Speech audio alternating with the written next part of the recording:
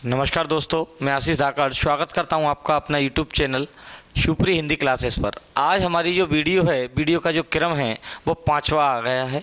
पांचवा वीडियो आपके सामने है। आज हम जो बात करने वाले हैं वो बात करेंगे आज हम किस पर, आपकी राजभाषा पर। किसके बात करेंगे? राजभाषा पर। अच्छा, राजभाषा पर बात करने से पहले आप लोगों से एक गुजारिश करना चाहूँगा कि जिसने भी वीडियो नहीं देखी हैं पूरी वीडियो, वह डिस्क्रिप्शन में जाए, नीचे उसके सारी लिंक दी हुई हैं। राजभाषा क्या है, आपकी राजभाषा से पहले की जो वीडियो हैं जैसे बोली है, भाषा हुई, मातृभाषा हुई, उन पर भी हमने एक से वीडियो बाई बात की है।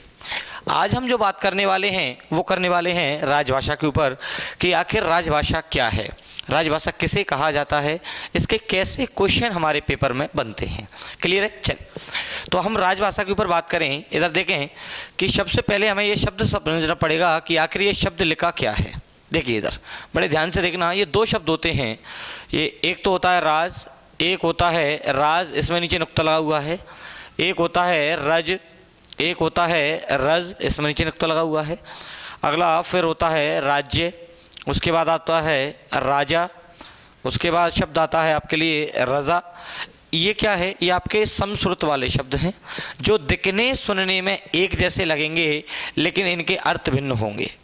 अब हम पता है गलती क्या करते हैं, हम परिभाषा रटने की कोशिश करते हैं हमेशा, और हमें वही परिभाषा नहीं रटनी है, हमें प्रत्येक शब्द के अर्थ को जो है समझ के चलना है। तो इधर देखें, सबसे पहले मैं ये राज है ना, इसको यहाँ नीचे लिख लेता हूँ, ये शब्द को एक यहाँ राज नीचे लिख लेता हूँ, जिससे आपको स्पष्ट दिखाई दे जाएगा आखिर उसका अर्थ वास्तव में होता क्या है। सबसे पहला लिखा है आपके लिए राज, इसमें नीचे नुक्ता लगा हुआ है ये वाला, तो इसका अर्थ होता है रहस्य। क्या होता है? रहस्य, या इसको हम कह सकते हैं गुप्त, या इसको हम कह सकते हैं अप्रकट या अव्यक्त। क्या कह सकते हैं? अव्यक्त। कहने का अर्थ क्या है? या जो उजागर नहीं है उसे हम क्या कहते हैं? अव्यक्त, या फिर अप्रकट, या गुप्त, या फिर रहस्य। क्लियर है? ये जो चीज़ है, मत बोलते हैं ना कई बार, और भाई क्या राज है तेरा, तूने बताया नहीं आज तक, क्या राज है तेरा। अब जो राज वाली बात आती है वो किस में आती है? नुक्ता वाली में आती है। किस में आती है? नुक्ता वाली जो है शब्द, उसमें राज आपका आता है। अगला लिखा है रज। रज ये होता है ना, एक गुण होता है एक प्रकार का। क्या होता है? गुण होता है। और हमारे यहाँ तीन गुण होते हैं। कितने गुण पाए जाते हैं? तीन। कौन कौन से? एक होता है रजोगुण, एक होता है सतोगुण, और एक होता है तपोगुण। तीन गुण हैं। ठीक, रजोगुण में मानव आ जाते हैं, सतोगुण में आपके देवता आ जाते हैं, और तपोगुण में आपके राक्षस आ जाते हैं। क्लियर है? यहाँ तक कोई दिक्कत है? अगला शब्द लिखा है आपके लिए रज। रज, रज का अर्थ क्या होता है? रज का अर्थ होता है धूल, या इसको हम कह सकते हैं गर्दा। क्या कह सकते हैं? गर्दा। जैसे आप लोगों ने कई बार सुना होगा ना, क्या कि वृंदावन की रज मिल जाए तो मेरा जीवन धन्य हो जाए। तो वो क्या है? व्रज यानी, रज यानी क्या होता है? धूल या गर्दा। नॉट गद्दा, हम गद्दा बोल लेते हैं, गद्दा होता है बिछाने वाला। क्या होता है? बिछाने वाला। ये गर्दा होता है, हम गलत बोलते हैं। ये लिखा हुआ है राज्य। राज्य का अर्थ होता है प्रांत। क्या होता है? प्रांत। ये लिखा है राजा। राजा यानी होता है सम्राट। राजा को क्या कहते हैं? सम्राट, या फिर इसको कहें हम लोग नरेश, बात एक ही है। ठीक, क्योंकि जो राजा है कहीं का उसे सम्राट कहते हैं। ये लिखा हुआ है आपके लिए रजा। रजा का अर्थ होता है स्वीकृति। क्या होता है? स्वीकृति। कि शादी के लिए आपकी रजामंदी जरूरी है, तो रजा यानी स्वीकृति। ये लिखा हुआ है राज। राज का अर्थ होता है शासन। क्या होता है? शासन, या इसको हम कहें प्रशासन। क्या कह सकते हैं? प्रशासन। अब परिभाषा रटने की जरूरत क्या है आप लोगों की? देखिए इधर आपके पास शब्द का अर्थ पता चल गया कि राज का अर्थ क्या होता है? शासन या प्रशासन। तो कौन सी भाषा? राजभाषा। यानी वह भाषा जो किसके काम आए? जो शासन या प्रशासन के जो काम आए उसे हम क्या कहते हैं? राजभाषा कहा जाता है। शासन या प्रशासन, शासन या प्रशासन, या हम इसको कह सकते हैं कि शासकीय कार्यों में। कहाँ? शासकीय कार्यों में, शासकीय कार्यों में प्रयोग की जाने वाली भाषा क्या कहलाती है? राजभाषा कहलाती है। क्या कहलाती है? राजभाषा कहलाती है। राजभाषा की परिभाषा आपके सामने आ गई। अच्छा, राजभाषा में एक दो बातें जो हैं बहुत महत्वपूर्ण हैं, तो ज़रा मैं उन बातों को यहाँ पर इंगित कर लेता हूँ। सबसे पहले अगर हम बात करें राजभाषा में, तो हिंदी क्या है? हमारी राजभाषा है क्या? बिल्कुल है। तो सबसे पहला बिंदु क्या? हिंदी को राजभाषा का दर्जा कब दिया गया था? इधर देखिए, तो सबसे पहले आप लिख सकते हैं क्या कि मुगल काल की राजभाषा कौन सी थी भैया? मुग़ल काल की राजभाषा या मुग़ल काल में राजभाषा, मुग़ल काल में राजभाषा थी हमारी फ़ारसी। कौन सी थी? फ़ारसी। वहीं ब्रिटिश काल में आके राजभाषा कौन सी हो गई थी? इंग्लिश हो गई थी। ब्रिटिश काल की राजभाषा कौन सी थी आपकी? ब्रिटिश काल की राजभाषा थी वो थी आपकी अंग्रेजी। और स्वतंत्रता के बाद, कब? स्वतंत्रता के बाद, लिख देता हूँ मैं यहाँ, स्वतंत्रता के बाद, स्वतंत्रता के बाद 14 सितंबर 1949 यानी 1949 को हिंदी को राजभाषा चुना गया। क्या किया गया? राजभाषा चुना गया। यानी आपसे पूछा जाए कभी भी कि हिंदी को राजभाषा कब बनाया गया, तो हिंदी को जो राजभाषा बनाया गया वो बनाया गया 14 सितंबर 1949 को। ये डेट आपको याद रखनी है। क्या? 14 सितंबर 1949। तो 14 सितंबर 1949 को क्या बनाया गया था? आपकी राजभाषा बनाया गया था। किसे? हिंदी को राजभाषा के रूप में स्वीकार किया गया था। अच्छा, अगला बिंदु क्या है? एक बिंदु और आता है यहाँ, क्या कि राजभाषा जो है संविधान की दृष्टि से अगर देखा जाए तो संविधान में मूल राजभाषा, एक क्वेश्चन बहुत आता है कि संविधान में मूल राजभाषाओं की संख्या कितनी है। तो संविधान में मूल राजभाषाओं की संख्या, संविधान में मूल राजभाषाओं की संख्या कितनी है? 14 है। 14 थी, कितनी थी? 14 थी, 14। ठीक दिख रहा है या नहीं? चलिए, कोई दिक्कत नहीं।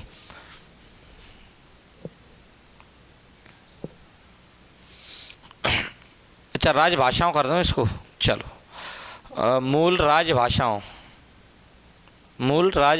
की संख्या कितनी थी? 14 थी। क्लियर है यहाँ तक? अब अगर आपसे पूछा जाए कि वर्तमान में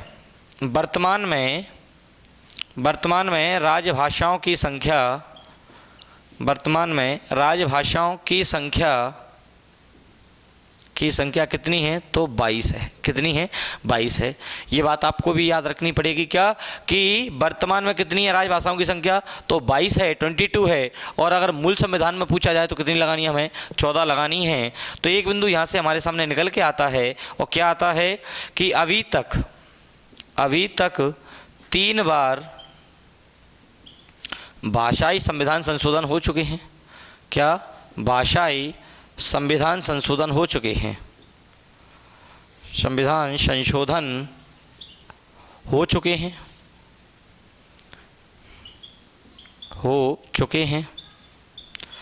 अच्छा, देखें ज़रा कौन कौन सा। तो यहाँ लिख देता हूँ मैं इनको।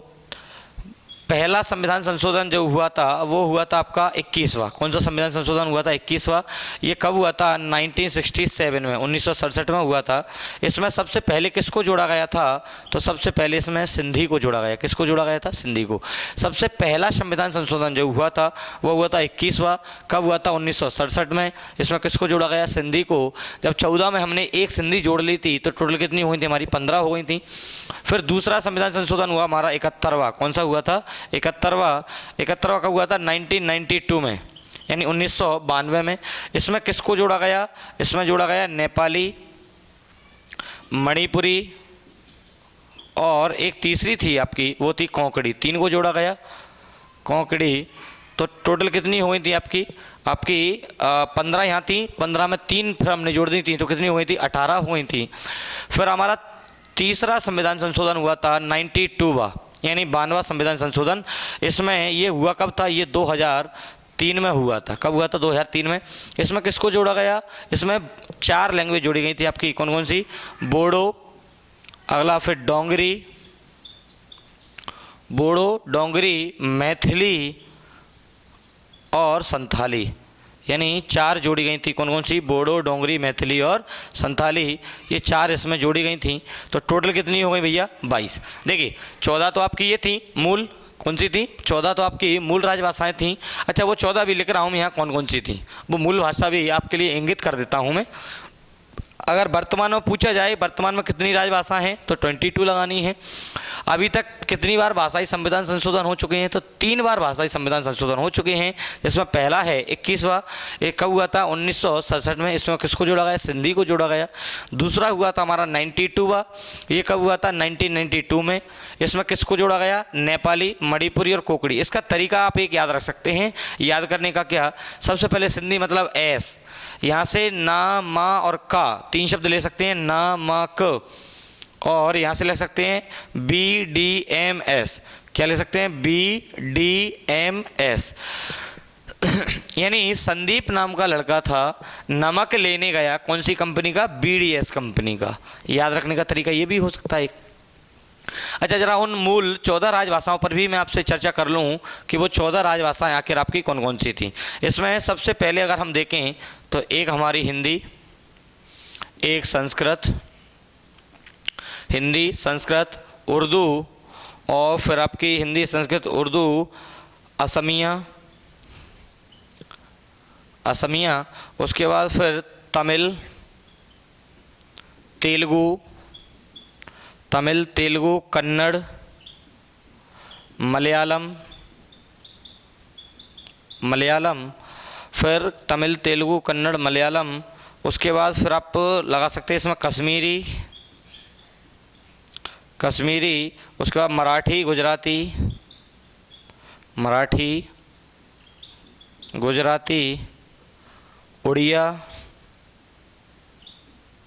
उड़िया और बांग्ला।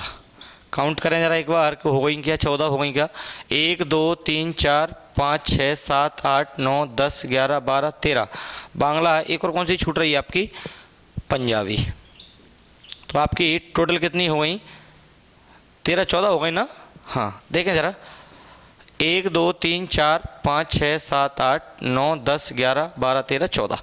तो 14 ये क्या थी आपकी? ये मूल राजभाषाएं थीं जो कहाँ थीं हमारे। अब एक क्वेश्चन और बन जाता है, एक नोट पॉइंट और यहाँ लिख ही लेना, क्या कि संविधान के भाग 17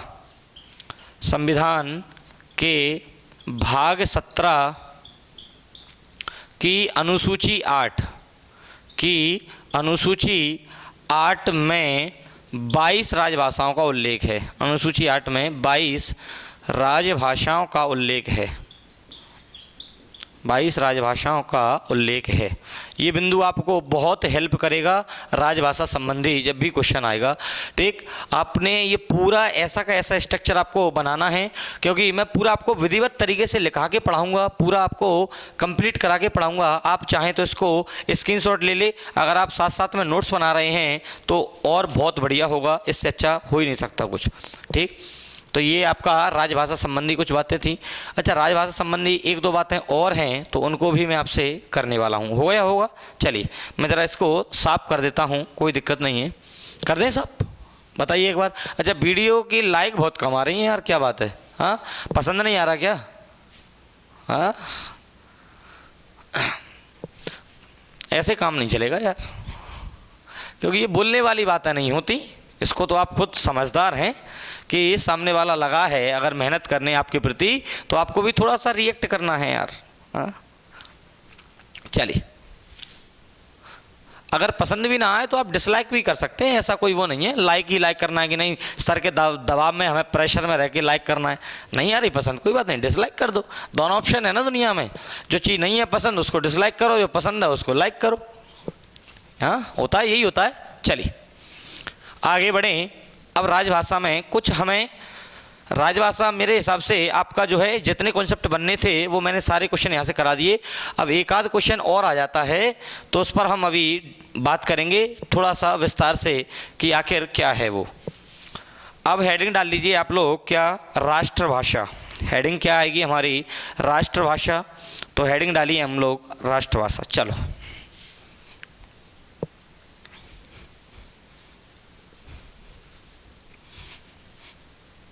और एक बार शेयर का बटन है तो उस पर जाके क्लिक कर दो। शेयर में क्या दिक्कत है? कोई दिक्कत है क्या किसी को? अब नहीं है दिक्कत तो फिर कर दो यार। हाँ, चलिए अगला हम पढ़ें राष्ट्रभाषा। बड़ा अच्छा है कॉन्सेप्ट इसका राष्ट्रभाषा का, क्योंकि अमूमन बच्चा जो है वो गलती कर बैठता है या आखिर राष्ट्रभाषा किसे कहा जाता है। देखिए इधर राष्ट्रभाषा किसे कहा जाता है, सिंपल सी बात आपको याद रखनी है। क्वेश्चन कैसे आता है वो सुन लीजिए, ध्यान रखना। यहाँ मैंने दिया आपके लिए क्वेश्चन ये रहा कि निम्न में से हिंदी क्या स्थान नहीं रखती, हिंदी क्या या हिंदी कौन सा स्थान नहीं रखती, हिंदी कौन सा स्थान करना क्या की जगह ठीक रहेगा, कौन, हिंदी कौन सा स्थान नहीं रखती,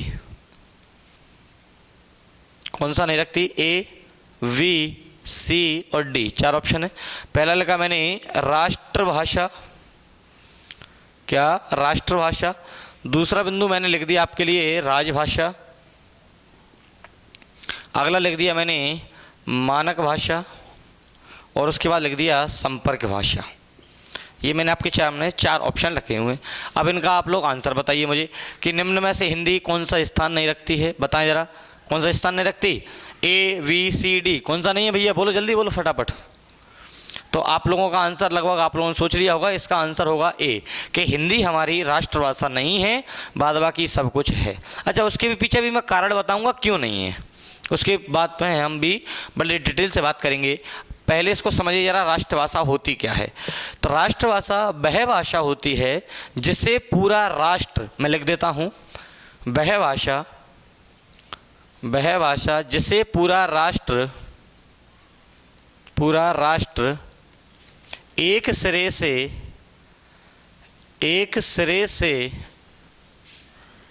मानने को तैयार हो उसे ही राष्ट्रभाषा कहा जाता है। उसे क्या कहा जाता है, राष्ट्रभाषा कहा जाता है। अच्छा, वह भाषा कौन सी कि जिसे पूरा राष्ट्र कहाँ एक सिरे से मानने को तैयार हो, उसे क्या कहा जाता है, राष्ट्रभाषा कहा जाता है। जैसे मैंने अगर अपनी मान लीजिए क्लास में बोला सभी से और उस बात को सभी विद्यार्थी फॉलो कर रहे हैं तो वो बात एक तरफा चलेगी। लेकिन अगर उनमें से एक ने भी बोल दिया कि नहीं सर मुझे ये पसंद नहीं आया, तो फिर वो बात बनेगी नहीं। तो राष्ट्रभाषा क्या है कि वह भाषा जिसे पूरा राष्ट्र कहाँ से एक सिरे से मानने को तैयार हो, उसे ही क्या कहा जाता है, राष्ट्रभाषा कहा जाता है। अच्छा, जो किसी देश की क्या करे, जो किसी देश की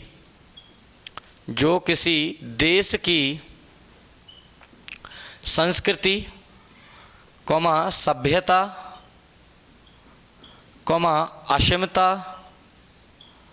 अक्षमता और साहित्य को बढ़ावा देती हो, साहित्य को बढ़ावा देती हो, उसे हम कह सकते हैं राष्ट्रभाषा। लेकिन यहाँ हिंदी हमारी देखो संस्कृति को भी बढ़ावा दे रही है, सभ्यता को भी बढ़ावा दे रही है, साहित्य को भी बढ़ावा दे रही है, लेकिन फिर भी हमारी हिंदी राष्ट्रभाषा नहीं है। अब क्यों नहीं है उसके पीछे मैं ज़रा आपको एक छोटा सा कारण समझाने की कोशिश करता हूँ कि हिंदी को आखिर राष्ट्रभाषा क्या है। वैसे मानना चाहिए और होनी भी चाहिए हिंदी हमारी राष्ट्रभाषा। देख, ये बड़ा दुर्भाग्य का विषय है कि हिंदी हमारी राष्ट्रभाषा नहीं है। अब क्यों नहीं है, ऐसा नियम है कि अगर कोई भाषा 60 से अगर 80% तक उसका प्रचलन है तो वो राष्ट्रभाषा कही जा सकती है, और अगर इतना प्रचलन नहीं है उसका, उतना प्रयोग नहीं है, तो फिर वो राष्ट्रभाषा नहीं कही जा सकती। क्यों, ऐसा बताया गया है, ऐसे एक आंकड़े निकल के आते हैं सर्वे के द्वारा, तो उसमें बताते हैं कि अगर हिंदी और इंग्लिश का आपको मैं बताऊं, अंग्रेजी का, तो अंग्रेजी का जो प्रचलन है अगर वर्तमान स्थिति देखा जाए तो अंग्रेजी को जो प्रयोग करने वाले हैं लगभग जो हैं, इसको समझने वाले जो हैं वो हैं आपके 35 से लेके 40% लोग, टोटल 35 से लेके 40% लोग। लेकिन इसका प्रयोग करने वाले हैं केवल और केवल 18% लोग। इसका प्रयोग केवल कितने लोग कर रहे हैं, 18% लोग। और जबकि हिंदी का अगर हम बात करें हिंदी की, तो हिंदी का जो प्रयोग करने वाले लोग हैं वर्तमान में वो हैं आपके 70 से 80% लोग, 70 से 80%, यानी समझने वाले 80 नहीं सॉरी 85 आएगा, यहाँ कितना आएगा 85, यानी 70 से लेके 85% जो फीसदी लोग हैं इसको समझते हैं, और इसका प्रयोग जो करते हैं वो करते हैं इसका 70% लोग। तो हिंदी कायदे से क्या आनी चाहिए, राष्ट्रभाषा कही जानी चाहिए। लेकिन ऐसा दुर्भाग्य का विषय है कि हिंदी हमारी राष्ट्रभाषा नहीं है। उस पर हम बात करेंगे कि क्यों नहीं है, वो उसका थोड़ा सा लंबा डिस्कशन जाएगा। अभी हम बात करेंगे, जरा इसके इन और बिंदुओं को देख लेते हैं कि राष्ट्रभाषा क्या है। तो पहला बिंदु आपको समझ में आ गया क्या, कि वह भाषा जिसे पूरा राष्ट्र एक सिरे से मानने को तैयार हो उसे क्या कहा जाता है, राष्ट्रभाषा कहा जाता है। दूसरा, कि जो किसी देश की संस्कृति को बढ़ावा देती हो, सभ्यता को बढ़ावा देती हो, अस्मिता को बढ़ावा देती हो, साहित्य को बढ़ावा देती हो, उसे क्या कहते हैं हम लोग, राष्ट्रभाषा कहा जाता है। क्या कहा जाता है, राष्ट्रभाषा। इसमें अगला बिंदु आता है कि इसका प्रयोग सभी लोग, लिख सकते हैं कि इसका प्रयोग सभी लोग साहर्ष भाव से करते हैं, साहर्ष भाव से करते हैं। अच्छा, क्या है, क्यों है करते हैं, इसका समझिए। साकार होता है सहित, हर्ष नहीं होता है खुशी। इसका सभी लोग कौन से भाव से प्रयोग करते हैं, खुशी वाले भाव से प्रयोग करते हैं, इसलिए इसको क्या बोलते हैं, राष्ट्रभाषा कह सकते हैं। अगला बिंदु बहुत महत्वपूर्ण है, इस बिंदु की ओर बड़ा ध्यान रखना। अगला बिंदु है क्या, कि भारतवर्ष या फिर ऐसे लिख सकते हैं आप इसको क्या, कि हिंदी को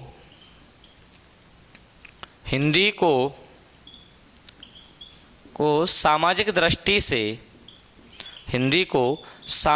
दृष्टि से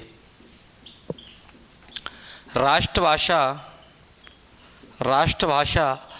कहा तो जा सकता है, राष्ट्रभाषा कहा तो जा सकता है। इसमें कोई अतिशयोक्ति नहीं है, इसमें कोई अतिशयोक्ति नहीं है।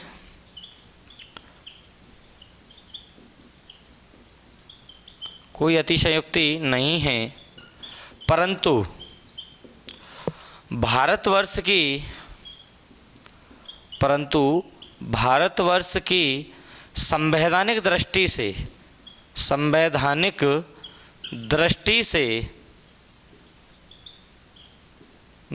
से हिंदी केवल राजभाषा ही है। क्या है, राजभाषा ही है। ये बिंदु आपको याद रखना पड़ेगा। क्या बोल रहा है कि हिंदी को सामाजिक दृष्टि से, कैसी दृष्टि से, सामाजिक दृष्टि से आप राष्ट्रभाषा कह तो सकते हैं, राष्ट्रभाषा कहा जा सकता है, इसमें कोई अतिशयोक्ति नहीं है। लेकिन इसमें कोई अतिशयोक्ति नहीं, कोई हम बढ़ा चढ़ा कर नहीं कह रहे हैं बात कि हिंदी हमारी राष्ट्रभाषा है। बढ़ा चढ़ा कर क्यों नहीं कह रहे, आपको मैंने अभी कारण बताया क्या, कि जिसका प्रयोग 70 से 80% हो वह राष्ट्रभाषा कहला सकती है। लेकिन यहाँ तो नहीं हो रहा। लेकिन भारतवर्ष की अगर दृष्टि, संविधान की दृष्टि से देखा जाए, यानी संविधान क्या बोलता है कि हिंदी केवल और केवल क्या है, राजभाषा है। ये बड़ा पॉइंट है आपके लिए, परीक्षा की दृष्टि से बहुत अहम पॉइंट है, बड़ा रोचक पॉइंट है। और आपका कई बार पूछा जा चुका है, जैसे क्वेश्चन ये लिखा है कि हिंदी निम्न में से कौन सा स्थान नहीं रखती है, तो हिंदी राष्ट्रभाषा का स्थान नहीं रखती है। हिंदी राजभाषा होती है, हिंदी मानक भाषा होती है, हिंदी संपर्क भाषा होती है। क्लियर है यहाँ तक? आपको किसी प्रकार की कोई आपत्ति हो तो आप लोग मुझे कमेंट करके ज़रूर बता सकते हैं कि सर ये बिंदु समझ में नहीं आया। और अगर किसी प्रकार का आपका विचार होगा, वो आप अपना विचार भी उसमें रख सकते हैं। आपके हर एक कमेंट को मैं बड़ी गहराई से देखता हूँ और उस पर जो है विचार भी करता हूँ। आपने क्या कमेंट लिखा है, क्या नहीं लिखा। आपको कहीं लगे कि हाँ सर ये बिंदु हमारे लिए नहीं है, यह बिंदु हमारे लिए और कम बताया है, तो आप बिल्कुल बताएं, क्योंकि मैं हमेशा सीखने के लिए तत्पर रहता हूँ और सिखाने के लिए भी तत्पर रहता हूँ।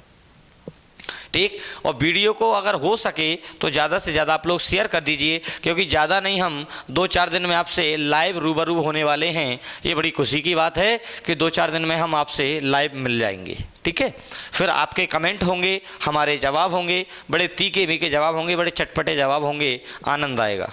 ठीक, क्योंकि अब मैं आ गया हूँ तो ईंट से ईंट बजा डालेंगे, और जब तक ईंट से ईंट नहीं बजेगी तब तक फिर आनंद की अनुभूति नहीं होगी। तो ईंट से ईंट बजाना है तो फिर आपको भी तैयार रहना पड़ेगा मेरे साथ। ठीक है, चल। क्योंकि एक पंक्ति मुझे याद आ जाती है कभी कभी हरिवंश राय बच्चन जी की, क्या आपने सुना भी होगा, क्या है दिल की बात मगर तुझसे खोल रहा हूँ, मैं चुप्पियों में आज बहुत बोल रहा हूँ। ठीक, क्या है दिल की बात मगर मैं तुझसे खोल रहा हूँ, चुप्पियों में आज मैं बहुत बोल रहा हूँ। तो मैं नहीं बोलूँगा, मेरी कलम बोलेगी और आप लोगों के देखने का नज़रिया बोलेगा। ठीक है, चलिए आगे मिलते हैं हम अगली वीडियो में, तब तक के लिए धन्यवाद।